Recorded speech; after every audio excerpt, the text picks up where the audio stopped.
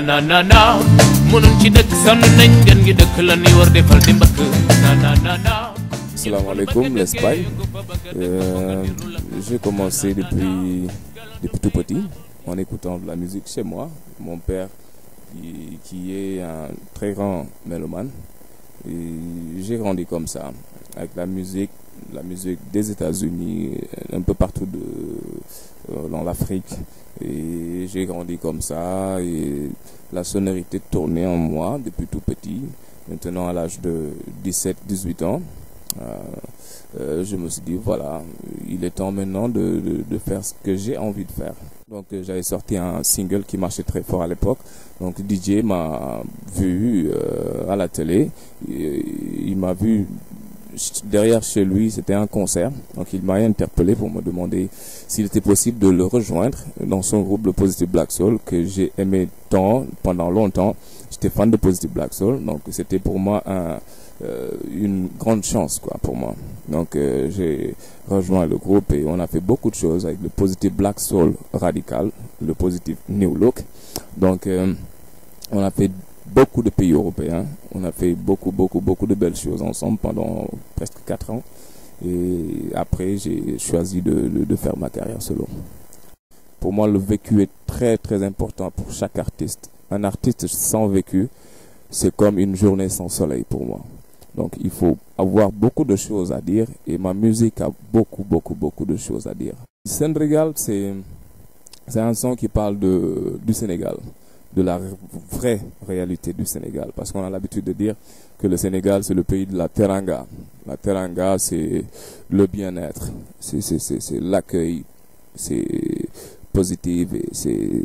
Moi je me dis, c'est bien, mais bon, il faut aussi dire ce qui est négatif aussi, essayer d'en parler entre nous et de trouver une solution par rapport à ça, parce qu'il y a des choses pas bien aussi.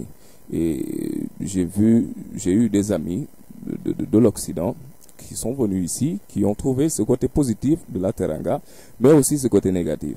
Et j'aimerais bien qu'ils continuent de venir chez moi sans plus parler de ce côté négatif. Et il faut se dire les choses en face et c'est entre nous, comme on a l'habitude de le dire, le linge sale se lave en famille. C'est toujours cet esprit de voyager avec la musique.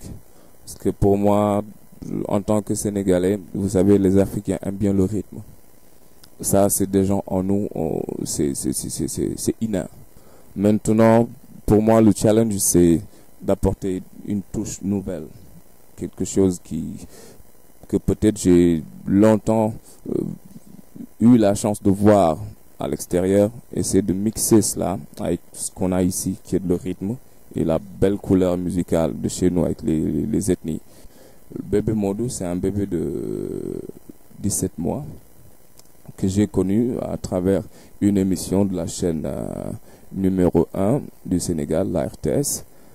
On m'avait invité, donc j'ai eu à partager l'émission avec ses parents qui ont expliqué à tout le monde ce qui se passait exactement. Donc ce qui se passe, c'est juste que le bébé a un problème respiratoire. Il est né comme ça, il ne peut pas respirer avec son nez ni avec sa bouche. Donc on lui a percé la gorge pour qu'il puisse respirer. Ça, c'est des cas d'urgence. Et depuis 17 mois, il vit comme ça et je trouve ça très très difficile.